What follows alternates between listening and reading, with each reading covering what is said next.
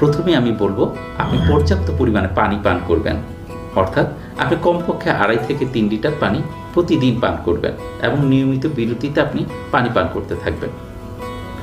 2 নম্বরে যে জিনিসটা আমি গুরুত্ব দিব সেটি হচ্ছে আপনি কখনোই প্রস্রাব আটকে রাখবেন না। আপনি 2.5 থেকে 3 ঘন্টা পর পর প্রস্রাব করার একটা অভ্যাসে পরিণত করুন এবং রাতে শোবার আগে আমি আপনাদেরকে অনুরোধ করবো আপনার 2 বার প্রস্রাব করে শুবেন।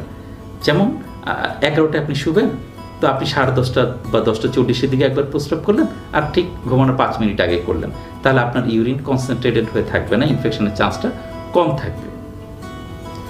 এছাড়া আমরা যেটি বলে থাকি, যেহেতু আমি আগেই বলেছি মহিলাদের এই ইনফেকশন বেশি এবং কারণ বলেছি, সেজন্য আমরা বলি যে মহিলারা যদি বা তাদের একটু হাইজিন মেনটেন করেন সেক্ষেত্রে ইউরিন ইনফেকশনের চান্স অনেকাংশে কমে যায়।